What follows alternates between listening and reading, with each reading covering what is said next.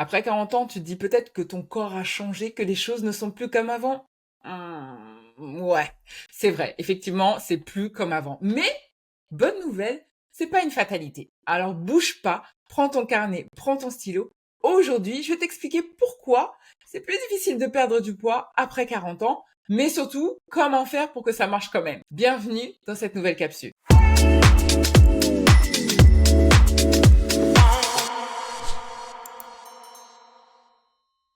Si tu ne me connais pas, je suis Patricia Klopka. Je suis diététicienne nutritionniste spécialiste de la perte de poids. Ma mission, c'est d'accompagner les femmes dans leur perte de poids pour qu'elles se sentent enfin belles et épanouies dans leur corps. D'ailleurs, si là, tout de suite, tu es déterminée à perdre du poids, tu es motivée comme jamais, je t'invite à venir me rejoindre directement dans mon groupe privé de motivation. À l'intérieur, tu vas trouver que des femmes qui sont déterminées à réussir leur perte de poids et chaque semaine, tu auras des conseils, des défis, des challenges, tout ce qu'il faut pour que tu puisses atteindre ton objectif. L'accès est totalement gratuit, c'est cadeau, c'est moi qui te l'offre et je te mets le lien directement en description si tu veux venir nous rejoindre. Alors, allons tout de suite dans le vif du sujet. Si tu as 40 ans, à l'aube de tes 40 ans ou plus, tu sais que les choses ne sont plus comme avant. Tu sais qu'il y a certaines choses qui ont un peu changé. Là, je vais t'expliquer pourquoi c'est un petit peu plus compliqué. Raison numéro 1, ton métabolisme ralentit. C'est un fait. Ton corps brûle moins de calories, moins vite. C'est comme ça, c'est la vie. C'est pour ça que c'est hyper important que tu maintiennes de l'activité au quotidien. Maintenir de l'activité au quotidien, ça veut dire de faire en sorte que ton corps bouge le plus possible. Par exemple, au lieu de prendre l'ascenseur, pense à prendre les escaliers. Au lieu de prendre ta voiture pour aller chercher la baguette, vas-y à pied. Essaye de solliciter le mouvement le plus souvent possible. La clé, c'est vraiment de garder un mouvement régulier. La raison numéro 2, c'est que la masse musculaire diminue. Avec l'âge, on a moins de muscles, moins de dépenses énergétiques. Donc la solution, c'est vraiment de rajouter des exercices de renforcement musculaire pour maintenir cette masse musculaire. Donc soit avec des poids, mais tu peux le faire aussi sans matériel. L'objectif, c'est vraiment de solliciter tes muscles pour que ton organisme continue à brûler des calories, même au repos. Raison numéro 3, les hormones évoluent. Tu le sais, je le sais, nous le savons.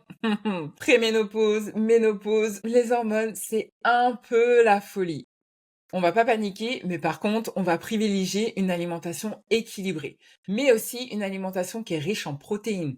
Donc, les œufs, le poisson, la viande, riche en fibres, les fruits, les légumes, et aussi riche en bons gras.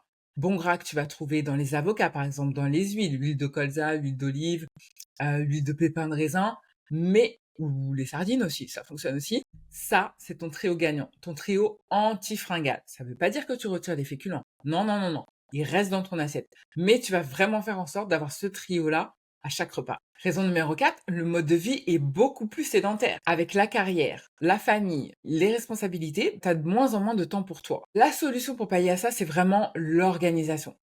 Fais en sorte d'organiser tes repas de manière à ce que ton alimentation, ça soit la plus fine possible. Organise-toi aussi pour faire baisser ta charge mentale. N'hésite pas à dire non ou à déléguer. Et garde aussi à proximité des options saines. Pourquoi? Parce que cette charge mentale te fait souvent aller picorer à gauche, à droite. Mais si tu as des petits encas sains à la maison, ben forcément, il y aura moins de dégâts. Raison numéro 5, le stress et les émotions qui prennent de plus en plus de place. Et souvent, cette gestion des émotions te fait compenser en mangeant. L'alimentation devient alors ton meilleur allié. La solution, c'est vraiment de travailler sur tes émotions.